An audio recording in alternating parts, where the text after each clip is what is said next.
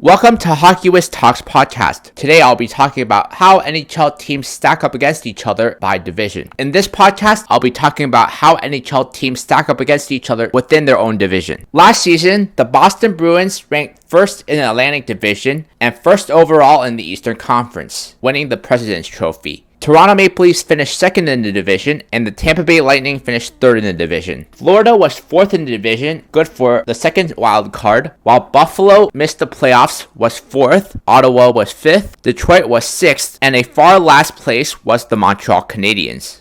The Boston Bruins certainly will not be as strong as they were last year, as the futures of Patrice Bergeron and David Krejci are uncertain. Their center depth is far from what it was last year. They were able to bring in Morgan Geekie, so that does help. They were also able to sign JVR and Milan Lucic, but they also lost Tyler Bertuzzi and Taylor Hall. So those two players will be big losses. Their defense is going to be the strength of their team, with Charlie McAvoy, Hampus Lindholm, Matt Grzelcyk, and Brandon Carlo being their top four, and adding Kevin Shattenkirk in free agency. If they are going to go anywhere, their defense is going to have to carry them. They still have David Pastrnak and Brad Marchand, who are still star caliber players in their own right. But beyond those two players, they don't have any other game breakers. They should have the same two goalies as last year in Linus Ullmark and Jeremy Swayman. As long as the defense in front of them holds up, they should be good. If Patrice Bergeron does not return, the big question is, can Pavel Zacha handle the task of being a number one center?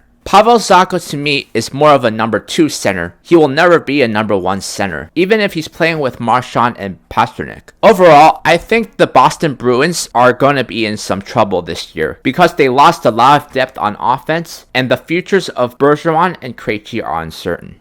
The Buffalo Sabres are one of the up-and-coming teams in the NHL this year, with a core that features Tage Thompson, Dylan Cousins, Alex Tuch, Rasmus Dahlin, and Owen Power, along with a flourishing prospect system. They also have great complementary pieces such as Victor Olofsson, JJ Peterka, Jeff Skinner, and Casey Middlestead. On defense, they added several veteran players such as Connor Clifton and Eric Johnson to help round out the defense. Perhaps the biggest question mark for the Sabres is their goaltending. Will Devon Levi emerge to be their bona fide number one goalie? Or will the Buffalo Sabres have to rely on a three-goalie trio that features Eric Comrie and UPL? Overall, I feel like the Buffalo Sabres are a really good team that should be on the rise, but they might not be quite good enough to make the playoffs in the Atlantic Division. The Detroit Red Wings are a much improved team from last season, after adding a few pieces in free agency, such as JT Compher, Daniel Sprong, Klim Kostin, Christian Fischer, Justin Hall, Shane Gostisbehere, and James Reimer. The biggest offseason acquisition, though, was of Alex DeBrincat from the Ottawa Senators, and then subsequently re-signing him to a 4-year deal at $7.8 million per season. The top line of the Red Wings looks very good. That line features Dylan Larkin centering Lucas Raymond and Alex DeBrincat, giving them a really high-powered first line. DeBrincat's true value will be on the power play. He will be joined at the point by Shane Gostisbehere, another free agent signing. This makes the power play lethal. The question mark for the Red Wings is going to be their defense. The first pair should be okay with Jake Wallman and Moritz Seider, but will Shane Gostisbehere and Justin Hall be a good enough second pair? Or will there be a stud young defenseman like Simon and Vincent who emerges out of camp to make the roster? Goaltending has always been a concern for the Red Wings in recent seasons, but I feel like bringing in James Reimer to be a veteran backup to Ville Husso was a good move. Overall, the Detroit Red Wings seem like a very good team that looks poised to make a big jump from last season.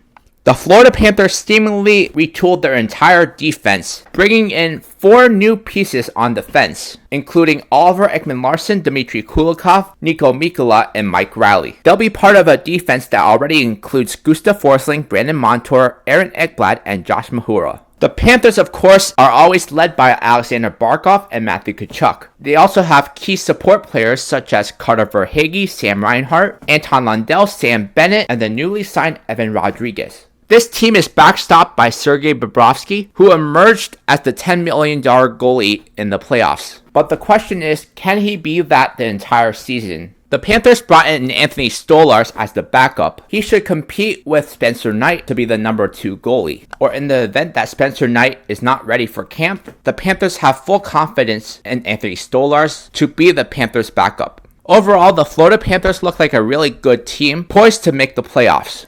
Looking at the depth chart of the Montreal Canadiens, they look like by far the weakest team in the Atlantic Division. They do have a very good young first line that features Nick Suzuki, Cole Caulfield, and Kirby Dach. But after that, the offense really trails off. But that's not to say that they don't have some nice pieces in their lineup, such as Alex Newhook, the newly acquired player, Brendan Gallagher, Mike Hoffman, Christian Dvorak, Josh Anderson, and the number 1 overall pick, Yaroslav Slavkovsky. Their defense is going to be the problem for the team. If you have Michael Matheson and David Savard as your number 1 pair, that probably will be a problem. The Canadiens will have to hope that their young defensemen step up their play, or 18-year-old defenseman and 5th overall pick in the 2023 entry draft, David Reinbacher, makes the team out of camp. Jake Allen and Samuel Montembeault will be the goalies for the Montreal Canadiens. That is not a very promising tandem if you are going to be competitive. Overall, it looks like the Montreal Canadiens will be in for a long year, and they should be last place in that division.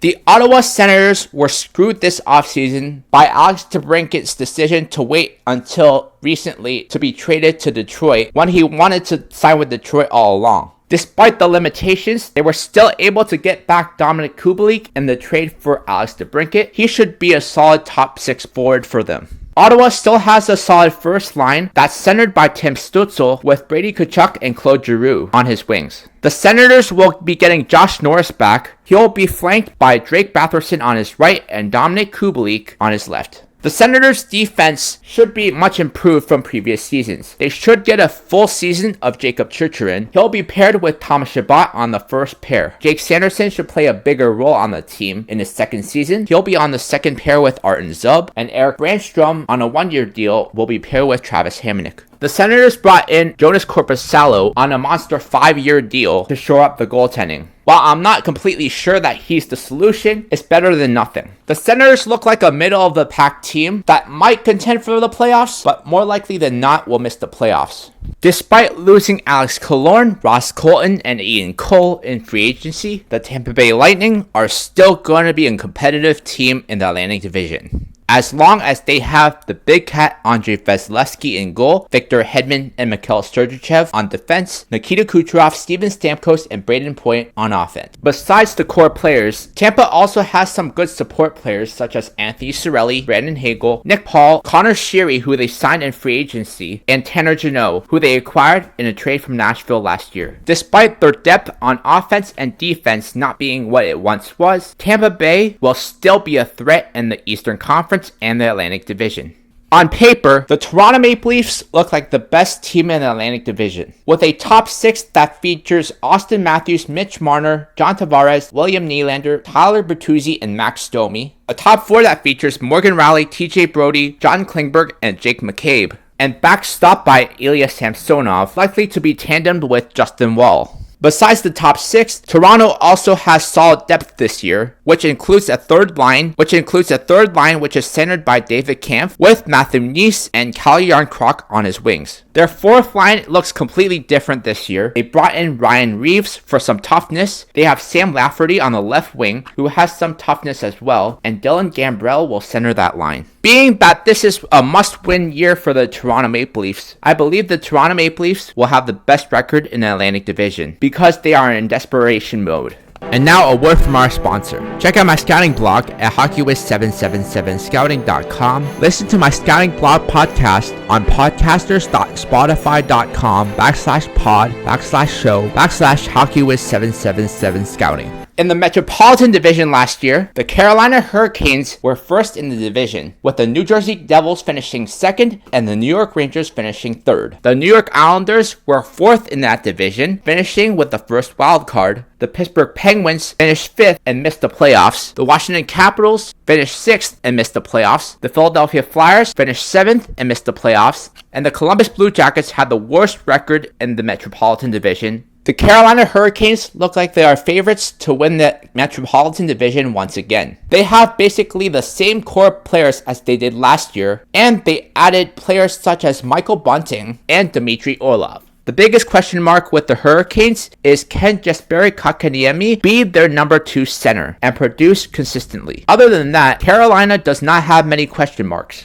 If Carolina decides to grind it out with Brett Pesce and Brady Shea on the last year of their contracts, their defense will be loaded with Dmitry Orlov playing on the third pair. Their goaltending will also be stacked with a trio that features Frederik Andersen, Antti Ranta, and Peter Kochetkov. As long as Rod Brind'Amour is Carolina's coach, the Carolina Hurricanes will be one of the favorites to win the Metro Division. The Columbus Blue Jackets should be an improved team from last year. However, compared to the other teams in the Metropolitan Division, they just aren't good enough. They improved their defense tremendously, adding players such as Damon Severson and Ivan Provorov. And to improve their offense, they drafted Adam Fantilli 3rd overall, and he should have no problem sliding into the lineup. He may initially start as the 3rd line center, but over time, he should be the team's 2nd line center. The biggest X factor for the Columbus Blue Jackets playing in the Metropolitan Division is Elvis Merzlikins, who had a horrible year last year, but if he can have a somewhat decent year this year, Columbus should do better.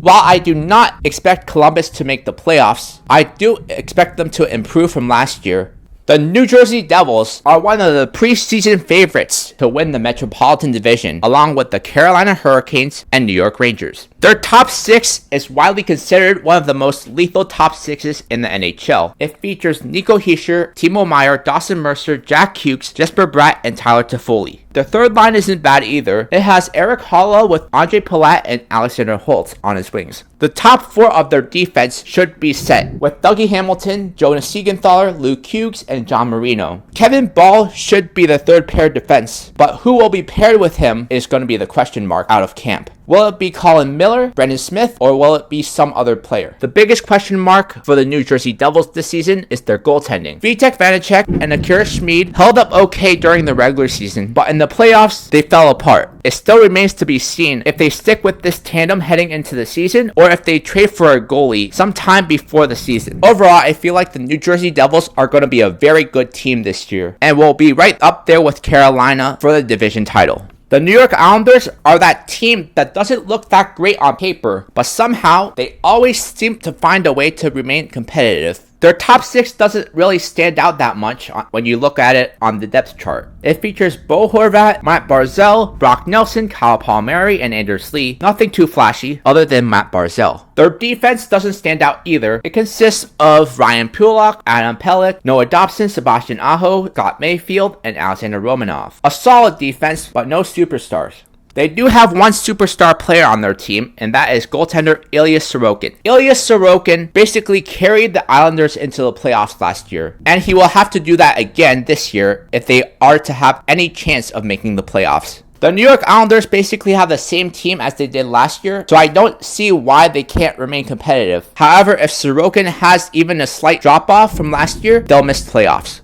While I don't think the New York Rangers are as good as a team like Carolina or New Jersey, I do think they will be good enough to make the playoffs in that division, possibly 3rd in the division. Their top 6 is pretty good, although it is left wing and center heavy. It features Mika Zibanejad, Chris Kreider, Artemi Panarin, Vincent Trocheck, but the right wingers are pretty weak, with Kaapo Kakko and Blake Wheeler at right wings respectively. How well will these two fit on their respective lines? The 3rd line has Filipino centering Alexi Lafreniere and Jimmy Vesey, a huge drop-off from the year before. Fox is considered one of the NHL's best defensemen. He is paired with Ryan Lindgren. Jacob Trouba is paired with Keandre Miller, and Braden Schneider will be paired with Eric Gustafsson, at least at the start of the season. If this team is to go anywhere, they are going to have to rely heavily on the shoulders of Igor Shesterkin. Being that the Rangers can be sloppy at times defensively, Igor Shesterkin has to bail their defense out quite a bit. Overall, I feel like the New York Rangers are a really good team. However, they aren't quite good enough to win their division.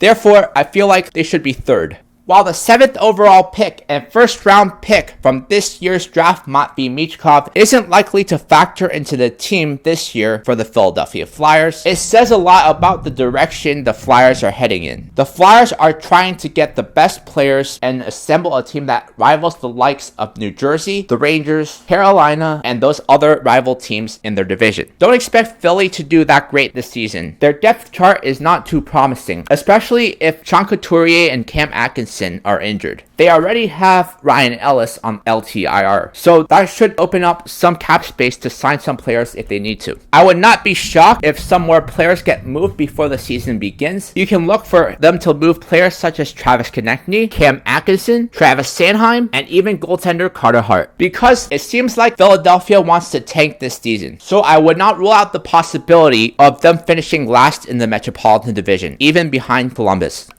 Every year that Sidney Crosby and Evgeny Malkin are still considered in their primes are important years for the Pittsburgh Penguins. They really need to capitalize on that window and make deep playoff runs. Their core obviously is the same. It consists of Sidney Crosby, Evgeny Malkin, Chris Letang, Jake Gunsel, with a supporting cast of Ricard Raquel, Brian Rust, the newly acquired Riley Smith, Jeff Carter, and Lars Eller. Defense is going to be the issue for the Pittsburgh Penguins. They lost Brian Dumoulin, but then signed Ryan Graves, so that cancels out. Marcus Pettersson being paired with Jeff Petrie on the second pair is okay, not too promising. Pierre-Olivier Joseph with Jan Ruda isn't too impressive. If they don't make any moves on defense, this will not cut it in the Metropolitan Division.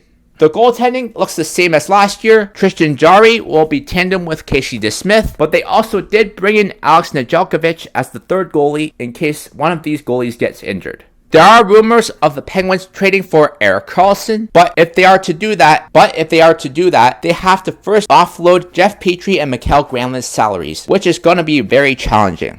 As of right now, the Pittsburgh Penguins look like a borderline playoff team if they do not make any more moves.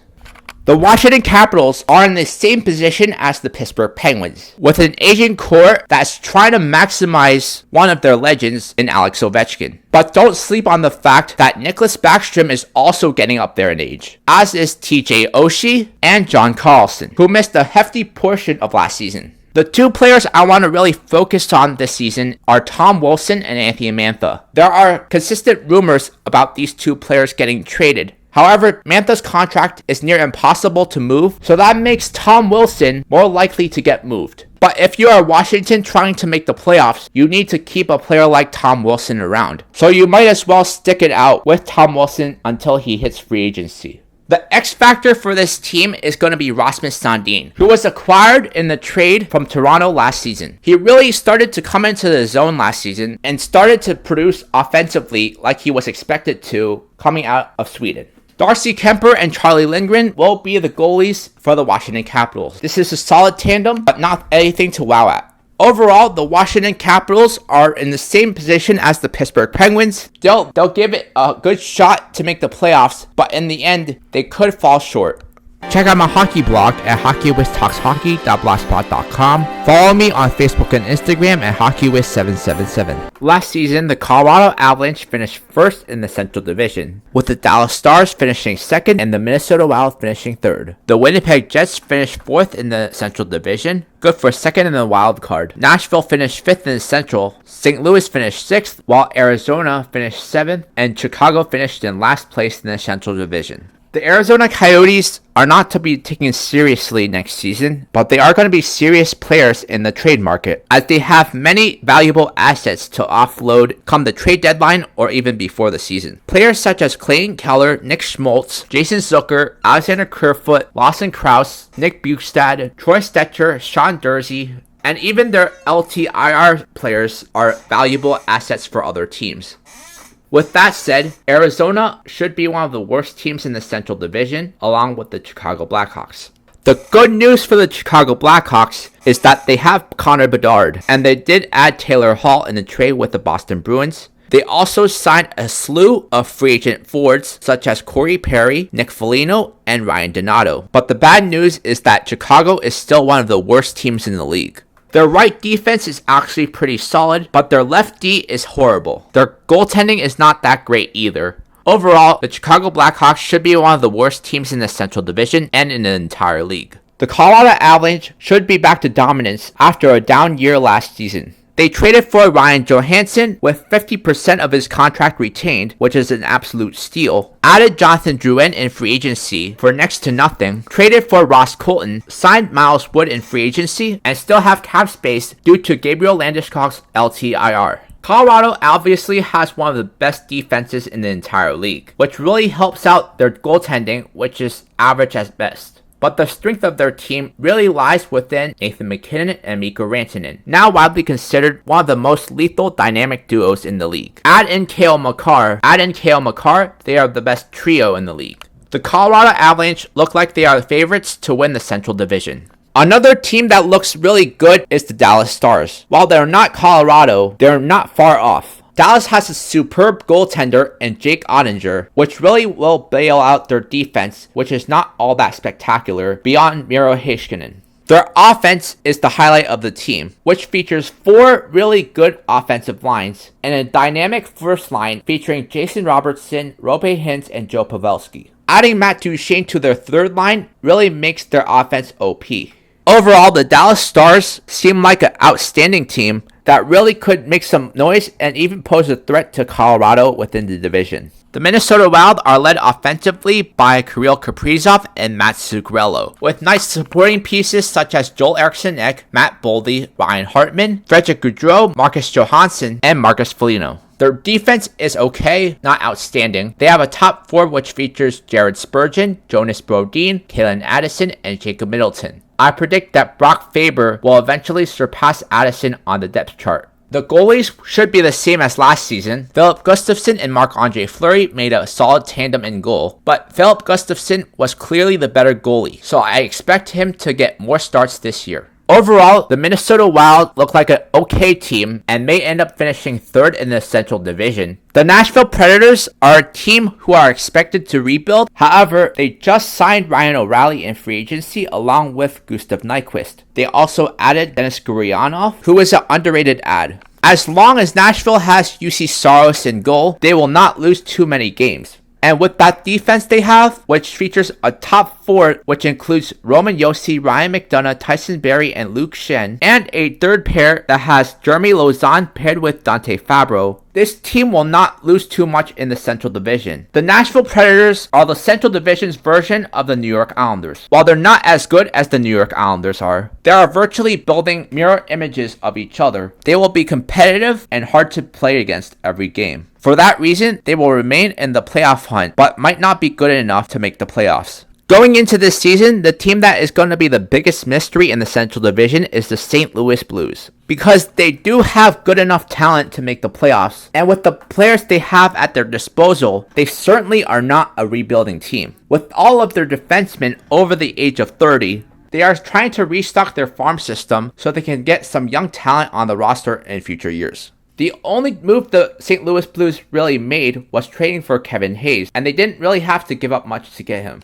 The top 6 for the St. Louis Blues looks okay. It features Robert Thomas, Jordan Kyrou, Pavel Buchnevich, Brandon Saad, Braden Shen, and Jacob Verana. Their defense consists of Nick Leddy, Colton Parenko, Justin Falk, Torrey Krug, Robert Bortuzzo, and Marco Scandella. Binnington has not been the same goalie since the Blues won the Stanley Cup, so I do expect Joel Hafer to get more starts. Overall, I feel like the St. Louis Blues could be a more dangerous team than most people expect. How well the Winnipeg Jets will do this season hinges on if they trade Connor Hellebuyck or not before the season. If the Winnipeg Jets still have Connor Hellebuyck on the team during the season, they may not lose as many games as they want to. However, if they trade away Connor Hellebuyck, they will lose a lot more games. The Jets have 2 noteworthy defensemen in Josh Morrissey and Neil Pionk. Nate Schmidt is paid to be an impact defenseman but does not play like one. The Jets actually have a pretty good top 6 with a first line that includes Mark Scheifele, Kyle Connor, and Nikolai Ehlers. A second line which is centered by Vladislav Nemesnikov with Cole Perfetti and Gabe Velarde on the wings. The third line ain't too bad either. It has Adam Lowry centering Alex Iafallo and Nino Niederreiter. Overall, the Winnipeg Jets look okay on paper, but there could be more changes before the season starts, so that could still change. Listen to Hockey Wiz Talks podcast on Podbean and Spotify. The Vegas Golden Knights finished in first place in the Pacific Division last year, with the Edmonton Oilers finishing in second and the LA Kings finishing in third. The Seattle Kraken were the first wild card and were fourth in the Pacific Division. Calgary Flames were fifth in the Pacific Division, while the Vancouver Canucks were sixth. Then there was a steep drop-off to San Jose at seventh, and Anaheim Ducks finished dead last in the league and in the Pacific.